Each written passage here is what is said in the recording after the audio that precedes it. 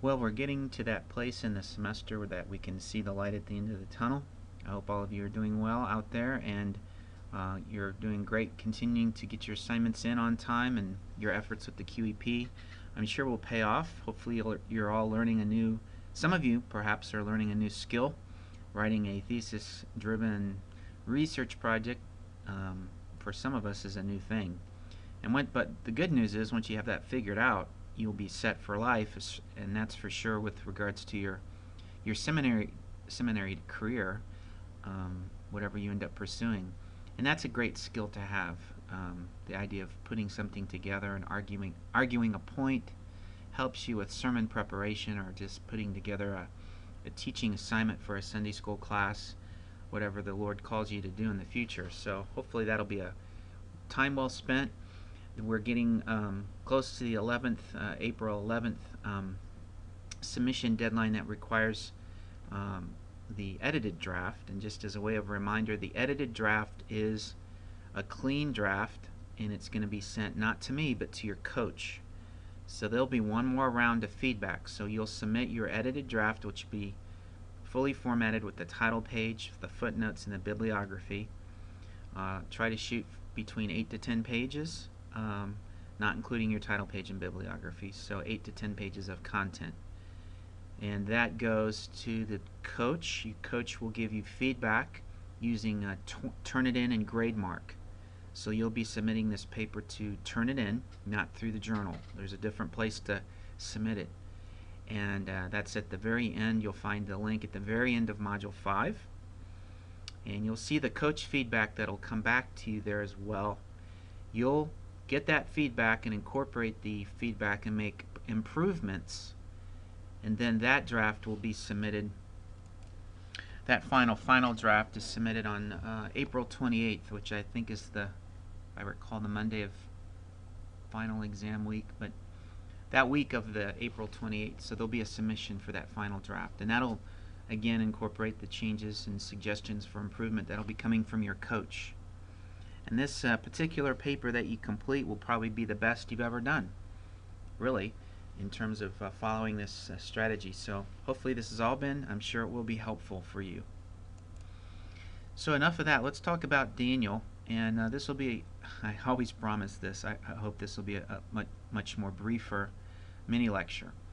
But we know that Daniel left with the first group of deportees, the group that left in 606 BC at the hands of Nebuchadnezzar, the Babylonian king.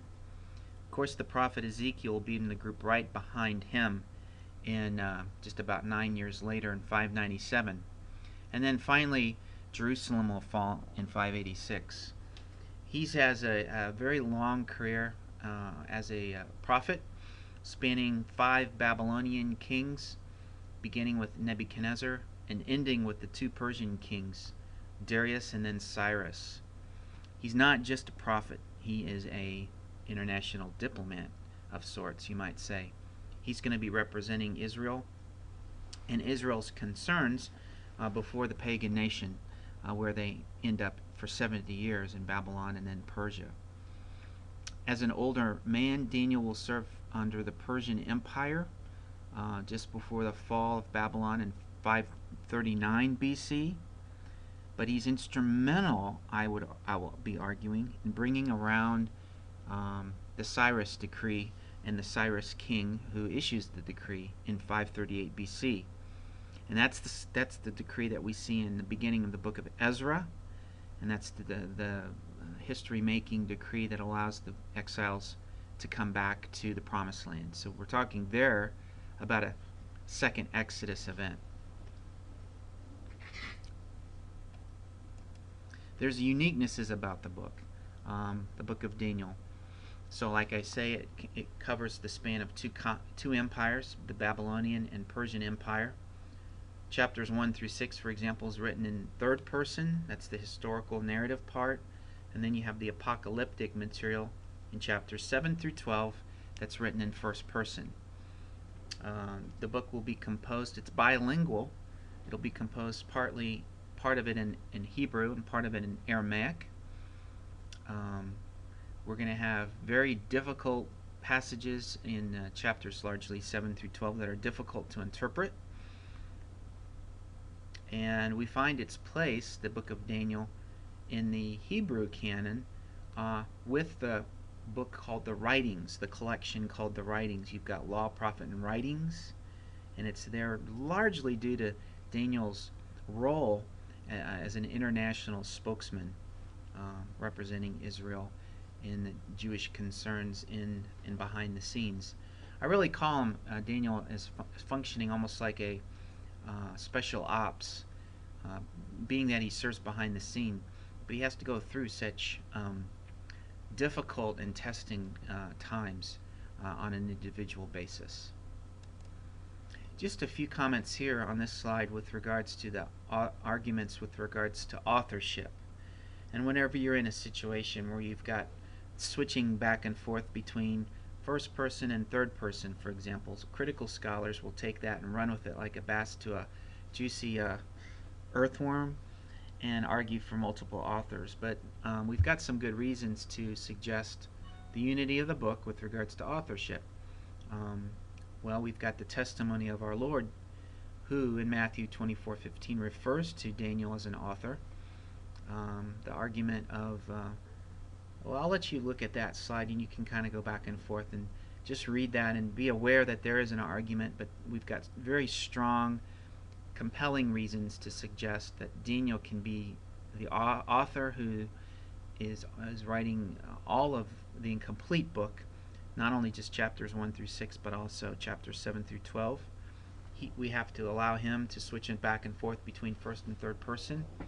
Being that he's an educated individual, he would have been familiar with Imperial Aramaic, and there's the reference to the Imperial Aramaic, which really lines up well with that time in and around Ezra, and of course Daniel's behind the scenes there, working from that Persian period, perhaps putting the final touches on his magnum opus, namely his book Daniel, 12 chapters. So there's some other things there. I'll let you look at that. On the aspect of the book being bilingual, Hebrew and Aramaic, chapter 2 verse 4 through chapter 7 verse 28 is the Aramaic portion. The rest of the book is in Hebrew. So scholars are going to disagree whether the book originally was composed in one language first and then has this translated part into Aramaic, or some would suggest that possibly it existed in two different languages from the beginning and then kind of merged together in one final document. We have already noted that Imperial Aramaic was quite common during that 6th century period, just in and around the time of Daniel's career. So some scholars will suggest the Aramaic portions of Daniel were produced in that language because that particular section from chapter 2 to chapter 7 focuses on universal or cosmic matters, and the rest of the text just focuses on issues that would have related per se just to ethnic Israel. So that's why it's in Hebrew. So that's part of the discussion. So in broad strokes, we've got the two major parts of the book. Chapters 1 through 6, that's the historical part that focuses on Daniel and his friends and the unique challenges to their faith. And then we got chapters 7 through 12 that focus on visions and dreams, and this is what we call the apocalyptic material. Most of us, perhaps, and most of the people in our churches, their first exposure to the inner workings of the book probably come from Daniel. On Daniel come from the movie makers' Veggie Tales, right? So we've got Rack, Shack, and Benny, and all of that. Now, in exile, Daniel's faced with some unique challenges. His faith is tested. And I think that it's safe to say he functions as somewhat of a superhero for the exiles in Babylon.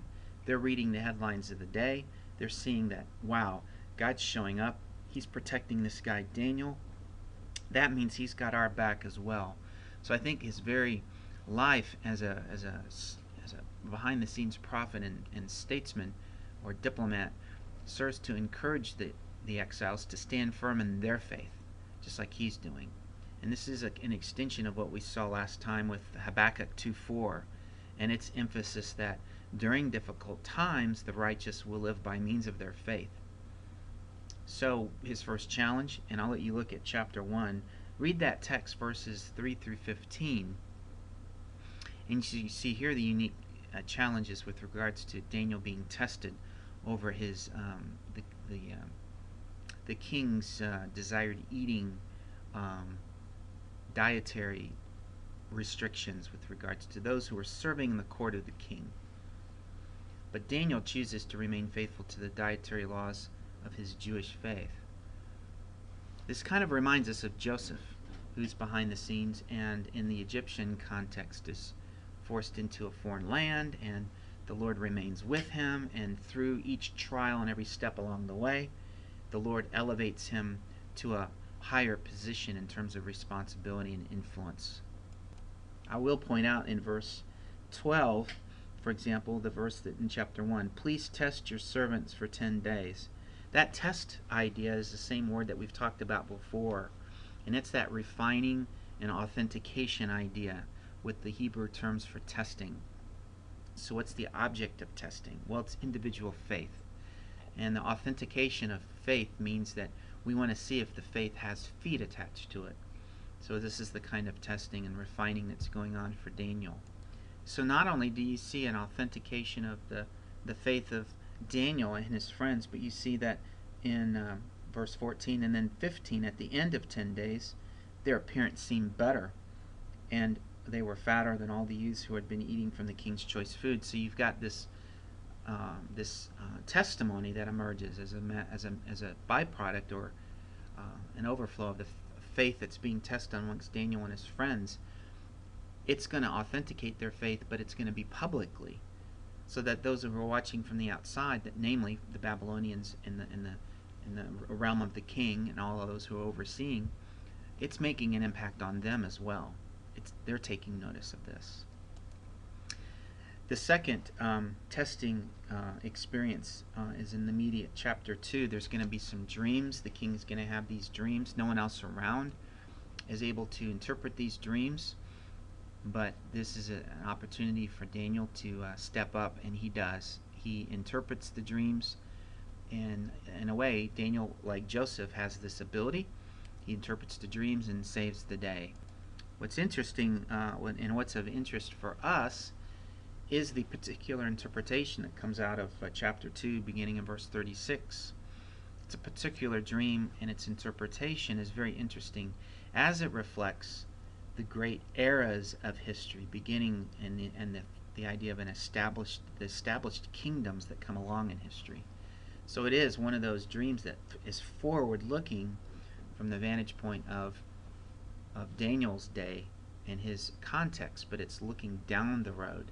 And here on this picture, I've got it kind of mapped out for you, beginning with the Babylonian kingdom, the Persians and Medes, then you have the Greeks, then you have Rome version 1, Rome version 2, but the climactic kingdom that you see is beginning here in chapter 2, verse 44, where the God of heaven will set up a kingdom which will never be destroyed, and that kingdom will not be left for another people. It will crush and put it into all of these kingdoms, but itself will endure forever. It seems as if this particular reference here has a long-standing view to some kingdom that will come and be established on that day that we've been talking all along about, the day of the Lord, the day that Yahweh, when he comes, he'll establish that kingdom. So interestingly, we'll see this when we look at talk about 7 through 12, chapter 7 through 12.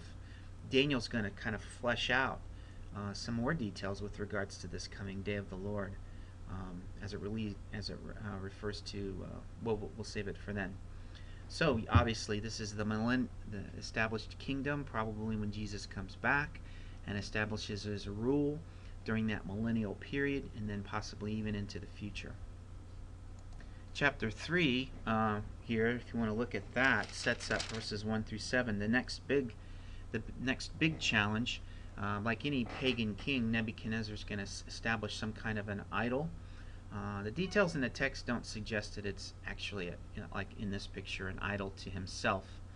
It is an idol to be worshipped. And so it seems to be kind of a startup pagan expression of worship, something that Nebuchadnezzar is establishing for himself and for his own kingdom. What's interesting, though, in the details of the text, if you look at like verse 5, what summons the command, I kind of made a comment about this earlier today, all the different references there to the instrumentation. If you notice that in verse 5, the sound of the horn, flute, lyre, trigon, psaltery, bagpipe, and all kinds of music. Then you are to fall down and worship the golden image that Nebuchadnezzar the king has set up. What's interesting about that is just the variety of instrumentation that's going to be used to make this kind of this pronouncement. And it may be, although I jokingly this morning said, the bagpipes, this is, the way of calling the Scots into this worship. Just, no pun intended. But what are bagpipes doing in the Old Testament? Well, they did have some kind of instrumentation then that was involving pipes and blowing air through pipes to make a sound. But don't be confused. We're not talking about the modern day phenomena of Scottish bagpipes. But what is interesting about the variety of instrumentation is it may be that those instruments are all representing all the different nations that had been conquered, and now are representing the nations like the Israelites that are there in Babylon. And they all have their own way of announcing to their people, hey, it's time to worship this idol. So the instrumentations of the nations are being represented, I think, there to be involved in this Babylonian worship the idol activity. So this is obviously a challenge, not just for Daniel and his friends, Daniel's friends in this case, not Daniel, but this is kind of a microcosm, because the very people who are asking the faith question with regards to this challenging situation are also in the Israelite camp in Babylon. They're reading the headlines, and they're the ones that are, they're going to be involved in this pagan worship. Now, while some of them may have been perfectly at home with this kind of activity, basically it's the same kind of thing they were doing back in Judah before they were exiled, we have to think that by now Ezekiel, the priest and prophet who's serving this group of exiles, has gotten their attention and is now focusing them away from syncretism and back to their roots, that is, the worship of the one true God. So I think everybody's concerned and everybody's waiting on pins and needles to hear what happens to Daniel's friends who are being challenged with this faith testing moment. Of course, in opposition to this faith challenge, we read in verses 14 through 25, the whole account. Shadrach, Meshach, and Abednego refuse to bow down to this idol and are thrown into a fiery furnace, and because of Nebuchadnezzar's rage, it's turned up several notches in terms of intensity there in verses 17 and 18 and 19. Before they're thrown into the furnace, they're tied up. In verse 21, you can see the details there. And then we have the aftermath. And beginning in verse 24, Nebuchadnezzar the king was astounded, and he stood up in haste and responded and said to his high officials, this is the theologically packed question, right? Was it not 3 men who we cast bound into the midst of the fire? Question mark. And then they answered and said to the king, certainly, O king. And then he answered and said, look, I see 4 men loosed and walking about in the midst of the fire without harm, and the appearance of the 4th is like a son of the gods. Now, verse 25 is certainly the pinnacle of this event, because now we've got 4. Who's that 4th? Some will speculate and suggest that it's a pre-incarnate Christ. Others, and I probably align with those scholars who just recognize that this is one of many episodes where God or Yahweh sends a messenger. So these messengers, the idea is of the servants or the angels of the Lord, or of the Lord, but these messengers show up, and many times they look just like anybody around. If you spotted a messenger in a crowd, it'd be hard because they look like everybody else. But these are the messengers of the Lord that show up to accomplish a particular they're advancing God's agenda in some oftentimes miraculous way, and that's what they do. Now, what we're really interested in here is the series of dominoes that get kind of starting to be knocked down here with this first event, and how the kings, these pagan kings, Babylonian and then Persian kings, will respond to these miraculous events. And you see the decree in chapter 4, not a decree here, but a statement. Nebuchadnezzar the king, to all peoples, nations, and men of every language that live in all the earth, may your peace abound. It has seemed good to me to declare the signs and wonders which the Most High God has done for me. How great are his signs, how mighty are his wonders. His king is an everlasting kingdom, and his dominion is from generation to generation. So it's while these pagans, like the Babylonians and soon to be Persians, they'll acknowledge gods, plural, from all the different nations. And this is one of the ways that they do that with a decree. It's their way of honoring the God of the Jews. But you might wonder and think to yourself that it is having somewhat of an effect and an impact on these kings, because the Israelite God is the one that keeps showing up, and he's the one who keeps showing up and doing things, perhaps unlike some of the other gods that they're acknowledging and worshiping. So it is having an impact. But more so, it's having an impact on the exiles, those who are in exile. So when they read the headlines and they see that God showed up and miraculously delivered Meshach, Rashach, and Abednego, it's having an impact on their faith. It's encouraging them to walk and stand strong in their faith while they're in exile.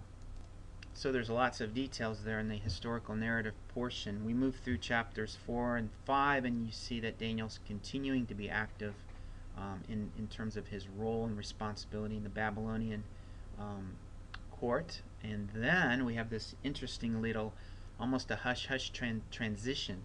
In chapter 5, at the very end, you see verse 30. The same night Belshazzar, the Babylonian king, was slain. And what caused him being slain was what you see next. Verse 31, so Darius, the Mede or the Persian, received the kingdom at about the age of 62. So there's obviously a lot of history that happens between those two verses. You have the transition from the Babylonian kingdom to the Persian kingdom. So now we have Daniel serving and continuing his ministry behind the scenes in the court of the Persians. Now what they do, the Persians, they're basically taking over the Babylonian kingdom and coming in and assigning what's being referred to here is satraps. So in chapter 6 verse 1, you see that the Persians are assigning satraps over the kingdom. So these are satraps that report back to the Persian headquarters, all that's going on in the now newly conquered Persian kingdom. Now over them there were appointed 3 commissioners, of whom Daniel was one. So he's actually got oversight with regards to this this administrative structure. So then Daniel began distinguishing himself, so much so in verse 3 among his commissioners and satraps, because he possessed an extraordinary spirit, and the king, that is the Persian king, planned to appoint him over the entire kingdom. So there you go, as in terms of what all that God is doing in honoring Daniel's steadfastness and authentic character, and his work ethic, and everything that he's doing is now so much is getting the attention of the Persian rulers, who just recently have met up with Daniel. So they're obviously very impressed with his almost Benjamin Franklin type of ability of handling himself and the diplomacy and all of the things that he's doing behind the scenes. So in chapter 6 verses 4 through 8, I'll let you look at that, but you see the setup of the opposition. And like the VeggieTales video that you can watch here in this slide, there's a few of these satraps around that they want to take Daniel out. They want to get him demoted really quick. Interestingly, what gets thrown into the mix here is the fact that Daniel is praying 3 times a day, and his convictions to pray go against what the Persian king has commissioned for the kingdom with regards to prayer. If you note what's interesting there in verse 5, while they're trying to find reason for accusation, it's kind of like putting Al Capone behind bars. They had to go after tax evasion. Well, with Daniel, they couldn't find anything unlawful or unrighteous in a way with Daniel. There's no fault in him other than his religious practices, and that is his prayer life. So because Daniel is not going to prayer with the object of his faith, the Persian king, Darius, he's praying to Yahweh. Because of that, Daniel is now implicated. And what ends up happening here is we see the details on beginning in chapter 6, verse 16. Darius is forced now or obligated to cast Daniel into a lion's den, and then his parting words in verse 16, "Your God, whom you constantly serve, will himself deliver you." Is that a question mark or a statement of fact? It seems like Darius may kind of be suspect to the fact that he is aware that this God, this Jewish God, has shown up before and done something to protect this guy. So we see the details. There's going to be the sealing of the den with the signet ring, verse 17, verse 18. The king spends the night fasting. He can't get to sleep, and in the morning he arises first thing to see and check out his hunch. He comes near the den in verse 20, and the king says to Daniel, "Daniel, servant of the living God, has your God, whom you constantly serve, been able to deliver you from the lions?" Question mark. It's almost like a rhetorical question with a kind of seeking an obvious one right answer. And of course the answer is yes. Daniel speaks to the king, "King, live forever. May God, my God, sent his messenger and shut the lions' mouths, and they have not harmed me, inasmuch as I was found innocent before him. And also towards you, O king, I have committed no crime." Daniel remains consistently, his integrity remains consistent through the whole ordeal. And it's a real testimony to Daniel and behind the scenes. So what do you do when you're in a hostile environment, that work environment, that bad boss? You remain faithful, and your faith leads you to remain as hardworking as ever. You demonstrate loyalty to the company. You demonstrate loyalty to your coworkers. You demonstrate loyalty to the boss. You don't gossip. You don't talk bad about anybody behind their back. And all of this is true for Daniel, and this is what happens. So this is the testing of faith situation, and it's a great testimony to us as well as the exiles who are in now Persia. So this is a precipitating event, such that we have another decree from a foreign king here in the case of Darius, a Persian king, and you see the details of it in verse 26. "I make a decree that in the dominion of my kingdom men are to fear and tremble before the God of Daniel." Truth about God, he says, "For he is a living God and enduring forever, and his kingdom is one which will not be destroyed, and his dominion will be forever. He delivers and rescues and performs signs and wonders in heaven and on earth, who has also delivered Daniel from the power of the lions." So that's pretty significant. Now I'll suggest here that this is an event that knocks dominoes over, beginning with Darius. Notice the transition, verse 28. "So this Daniel enjoyed success in the reign of Darius and in the reign of Cyrus the Persian." So what's getting the impact with regards to these Persian kings, starting with the lion in the den of lions event, leads to the precipitating event that's just around the corner. Cyrus is going to issue a decree right in 538 BC that's going to allow Zerubbabel, Ezra, and Nehemiah to take groups of exiles out of Persia and back to, through the second Exodus, the Promised Land, to rebuild the temple and rebuild the covenant community all over again. So there's the picture, and these mouths are closed because of the messenger. And these lions were obviously hungry, but they couldn't do anything about it. and then we have the Cyrus decree. Now you see the details of that Cyrus decree in Ezra in the very first chapter, in the first 5 verses. So if you want to take a look at that. So now let's transition into the last part of the book of Daniel, chapters 7 through 12. And I just want to focus on not so much the nitty-gritty, but some of the theological high points of this section. So chapter 7 begins the apocalyptic material, which is going to be kind of future. It's going to be involving dreams and visions that Daniel receives. But let's take a look at chapter 7, and what we see is a significant reference here in verse 13. I kept looking in the night visions, and behold, with the clouds of heaven, one like the Son of Man was coming. Now that Son of Man reference is what we're looking at. And he came up to the Ancient of Days, and he was presented before him, and to him was given dominion, glory, and there's the reference again, a kingdom, that all the peoples, nations, and men of every language might serve him. His dominion is an everlasting dominion, which will not pass away, and his kingdom is one which will not be destroyed. So what's interesting about this is that reference to the Son of Man, because obviously here for Daniel, he's talking about what we've seen in so many of the other prophets. This is the day of the Lord that's coming. But what's also interesting about this, if you look at Matthew chapter 24, verse 30, Jesus himself there in Matthew chapter 24, we begin in verse 29. But immediately after the tribulation of those days, the sun will not be darkened, and the moon will not give its light, and the stars will fall from the sky, and the powers of the heavens will be shaken. So we have these signs that start to show up and announce something pretty significant that's about to happen. And Jesus is saying here in verse 30, then the sign of the Son of Man will appear in the sky, and then all the tribes of the earth will mourn, and they will see the Son of Man coming on the clouds of the sky with the power and great glory.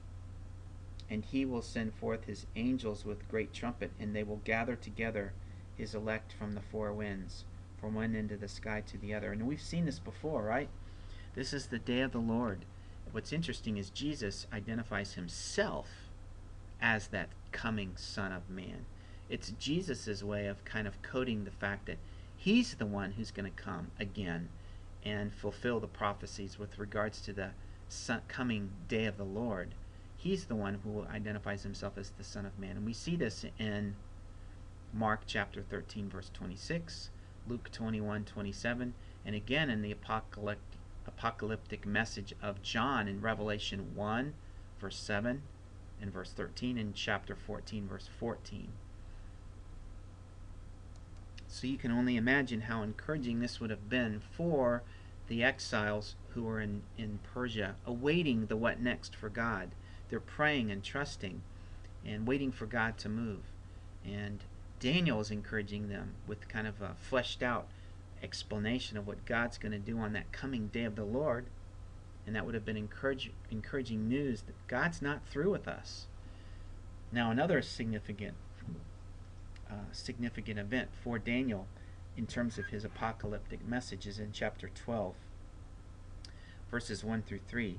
Now at that time, Michael, the great prince who stands guard over the sons of your people, will arise, and there will be a time of distress, such as never occurred since there was a nation until that time. And at that time, your people, everyone who is found written in the book, will be rescued, and many of those who sleep in the dust of the ground will awake, those to everlasting life, but to others to disgrace and everlasting contempt. And those who have insight will shine brightly like the brightness of an expanse of heaven, and those who lead the many to righteousness, like the stars forever and ever. But as for you, Daniel, conceal these words and seal them up in a book until the end of time. Many will go back and forth and acknowledge, and knowledge will increase. So what's this all about? It's part of the apocalyptic message here with regards to the coming day of the Lord that involves, and you see it there in verse 2, this is a reference to the resurrection from the dead, references to the resurrection from the dead and the final judgment between the righteous and the unrighteous. So we saw a little bit of this with Isaiah's far-reaching prophecy in Isaiah 26, verse 19. And then Jesus is going to build on this particular aspect of the judgment and the coming day and the resurrection from the dead in his teaching with regards to what the day of the Lord looks like in John chapter 5, verse 28 and 29. So just as Daniel was encouraging the exiles who were in Babylon of the what next, now we've got Haggai showing up. Now we've got a different audience in mind with regards to when they're being addressed. So we're well past the events of 538 BC, so this is going to be after the Cyrus decree, after the exiles have come back under the leadership of Zerubbabel, and they've been about the business of rebuilding the temple, and under the leadership and prophetic ministry of Ezekiel while they're in exile. There's this huge transformation such that 25,000 are going to come back and make that second exodus back to the promised land. So this is a serious crowd, at least at first. They're very serious about getting back to the business of living out covenant relationship. So let's go back to the book of Ezra and find out what the problem became for this group that's come back. And you see the Cyrus decree there in chapter 1 of the book of Ezra, verses 1 through 4. But the book of Ezra is really insightful with regards to what the concerns were for this group that has come back. Lots of details with regards to the temple, the genealogies, who's related to who are the legitimate Levitical priests. And you can see in chapter 3 we have the temple restoration begins with regards to the rebuilding of the temple. But then what we see in chapter 4, let's look at verse 3. We've got this group that's they're kind of leftovers from even before the time of the exile, the exile of Israel and the fall of Samaria. They're still hanging around and coming down and asking questions about, well, what temple are you building? We remember the temple that used to be there, and it got torn down, and they're up there. And the problem with this group is Zerubbabel and the leadership recognize them as they're involved in syncretism. So they're not they'll talk about Yahweh, but they're also worshiping the pagan gods who were there before. The people of the land, so thus, in response, in verse 4, discouraged the people of Judah and frightened them from building. They hired counselors against them to frustrate their counsel all the days of Cyrus, king of Persia, even until the reign of Darius, king of Persia. So this is a discouraging enterprise, and they're cooperating against the rebuilding project, such that this temple rebuilding project starts to just kind of wane out, and it gets stalled.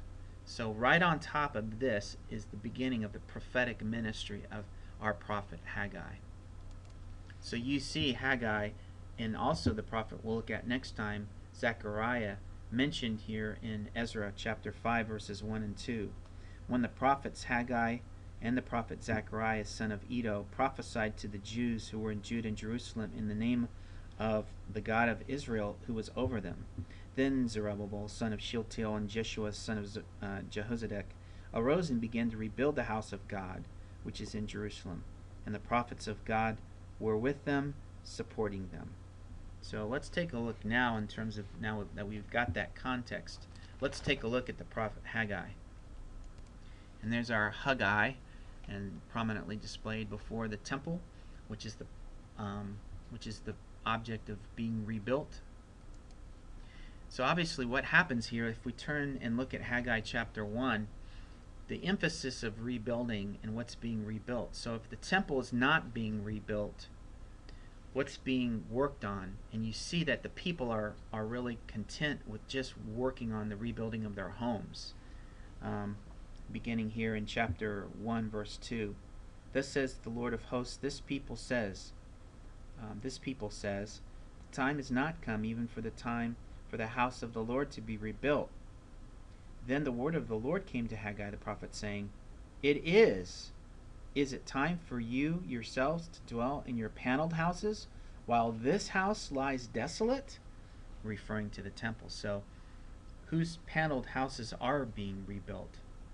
It's their homes. They're focused on kind of the inward focus, as opposed to working together and finishing the job of rebuilding the temple. And that would have been an important thing to finish because it's the temple where the priests serve, like Ezra the priest, who's just coming around the corner here. And it's the way that God has ensured that the authentic worship takes place amongst the nation. And if you read the remaining portion there of chapter 1 all the way up through verse 12, you see that there's kind of a turnaround. God challenges their apathy towards rebuilding the temple, but he's basically saying, if you don't get this temple rebuilt, the reasons for the drought, the reasons for the hardships that you're going to have to endure come from the fact of your rebellion. So verse 12, Zerubbabel the son of Shealtiel, Joshua the high priest, with all the remnant of the people, obeyed the voice of the Lord their God and the words of the prophet Haggai, as the Lord their God had sent him, and the people showed reverence to the Lord.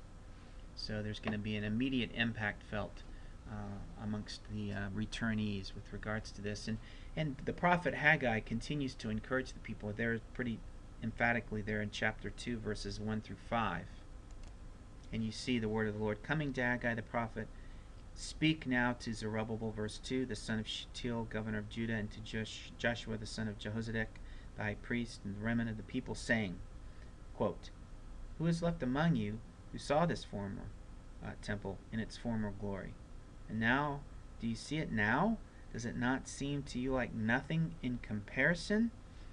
So there may have been a little discouragement just coming from the fact that the temple that's being rebuilt pales in comparison to the original Solomonic temple.